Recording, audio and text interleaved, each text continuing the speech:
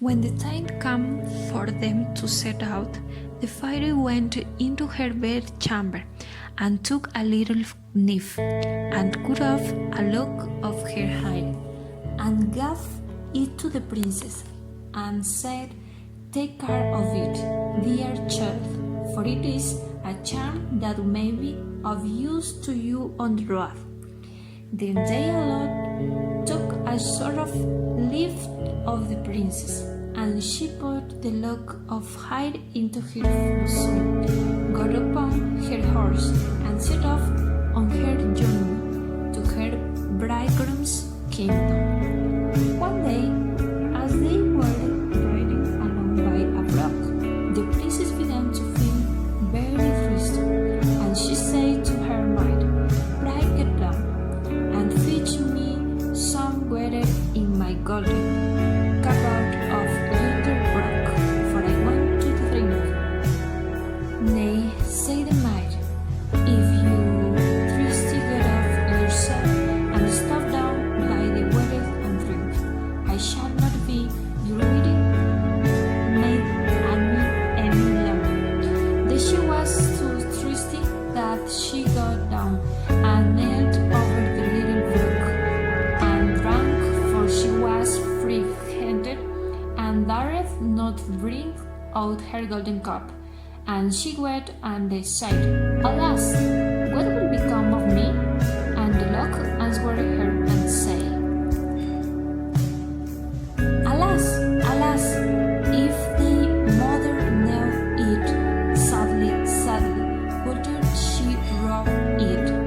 But the princess was very gently and meek, so she said nothing to her maid's behavior, but got upon her horse again.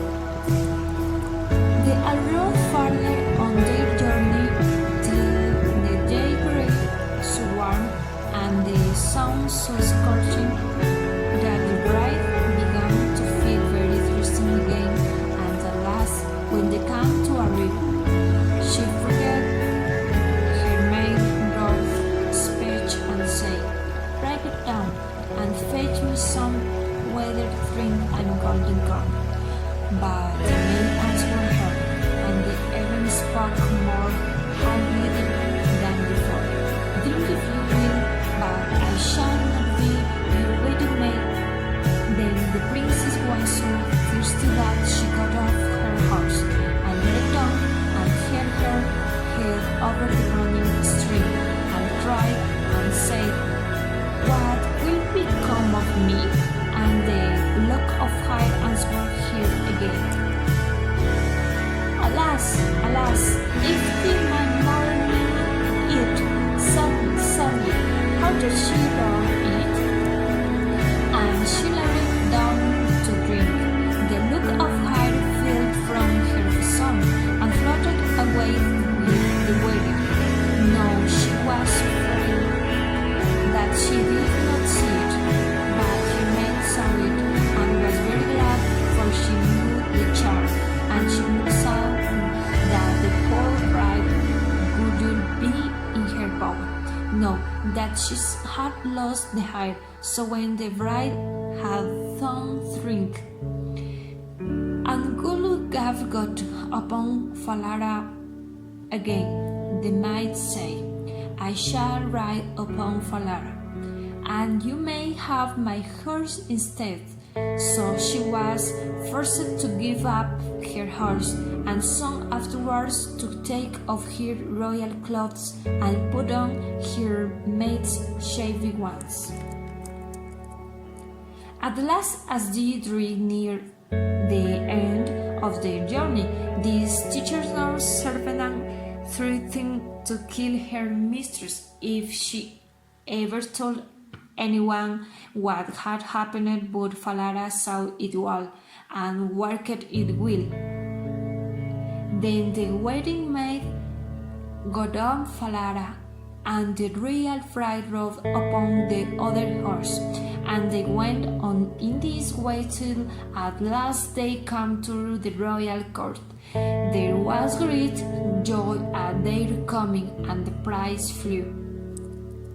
to meet them, and they lifted the maid from her horse, thinking she was the one was to be his wife. And she was led upstairs to the royal chamber, but the true princess was told to stay in the court below. No, the old king happened just to have nothing else to do, so soothed himself by standing at his kitchen window, looking at what was going on, and he saw her in the courtyard, as she looked very pretty, and too delicate for a waiting maid. He went up into the royal chamber to ask the bride who is what she had brought with her, that was thus left staring in the court below. I brought her with me for the sake of her company on the road, said she. Bride, give the girl some work to do, that she may not be idle. The old king could not for some time think of any work for her to do, but at last said, I have all who takes care of my grace. She may go and help him. No, the name of this lad, that the royal bride was to help in watching the king's was courting. But the false bride said to Prince, dear husband, Prince, you need 1 piece of guineas, that I will, said the prince.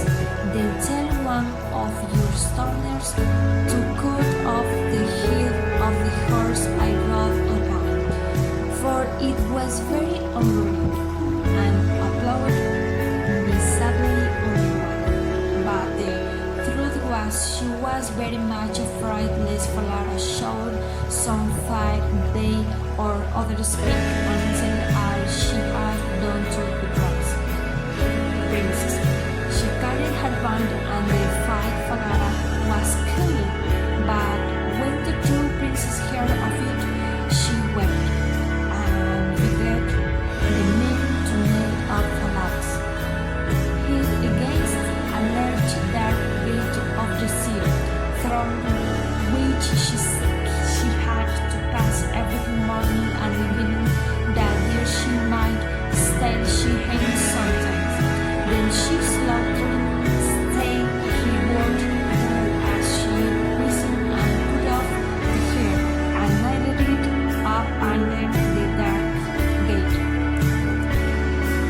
Early the next morning, as she and the curtain were all from the gate, she said softly, Falara, Falara, there thou hangest, and she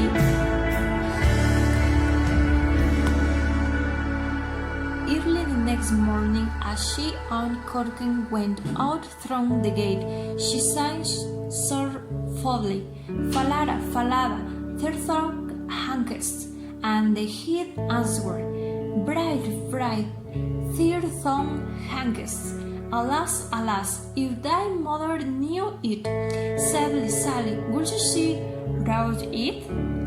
Then they went out of the city and drove the geese on, and when she came to the window, she sat down upon bank there, and let down her waving locks of hair, which were all of pure silver, and when Corkin saw it glittering in the sun, he ran up and would have pulled some of the locks out, but she cried, Blow, breezes, blow, let Corkin has go, blow, breezes, blow, let him after it go, o'er hills, dales, and rocks, away by be it whirls, till the silver looks are all come and come.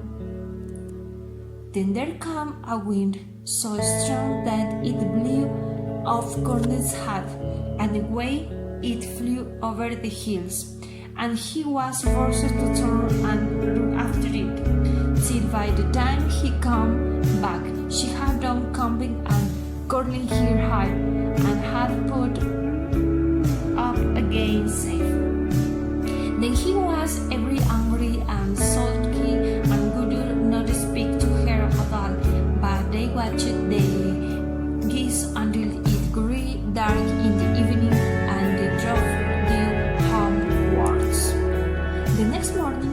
they were going through the dark gate, the poor girl looked up at Falada's hair and cried, "Falada, Falada, their throat hangs." And the hair answered, "Bride, bride, their throat hangs. Alas, alas, if the mother knew it. Sadly, sadly, could you see rout it?" The she got off and the breeze and sat down again in the middle and began to come out her hair as before, and Corking grabbed up to her and wanted to take hold of it, but she cried out quickly, "Blow, breezes blow, let Corking hair blow, blow, breezes blow, let him after it go, hair's hill, dales and rocks, a waving, it will, till the silver's luck, and I'll come and I'll go." The wind came and blew away his hat, and off it flew a great way, over the hills and far away, so that he had to run after it, and when the gun black she had run up her high again, and all was safe, so they watched the breeze till it grew dark. In the evening after they come home, Corking went to the old king and said, "I cannot have the strong gear to help me to keep the geese any longer." "Why?" said the king. "Because I still have done any good. She does nothing but tease me all day long." Then the king made him tell him what had happened, and Corking said, "When we go in the morning through the dark gate with our flock of geese, she cries and talks with the head of horse that gangs up the wall and says, 'Falada, Falada, their throat hangs,' and the shadow head answers, 'Bride, bride, their throat hangs. Alas, alas, if the mother knew it. Sadly, sadly, could you shear out it?'" And Corking went on telling the king what happened upon the meadow where the geese fed, how his hat was blown away, and how he was forced to run after it, and to leave his flock of geese to themselves. But the old king told the boy to go out again the next day, and when morning came, the places himself behind the dark gate, and heard how she spoke to Falada, and how Falada answered. Then he went into the field and hid himself in a bush by the meadow's side, and his son saw with his own eyes how they drove the flock and geese, and how after a little time she let down her hair that glittered in the sun, and then he heard her say, "Blow, breezes blow, let Corking hat go, blow, breezes blow, hear him after it go, our hills, dales and rocks, away be it will, till the silver looks are all come on corn."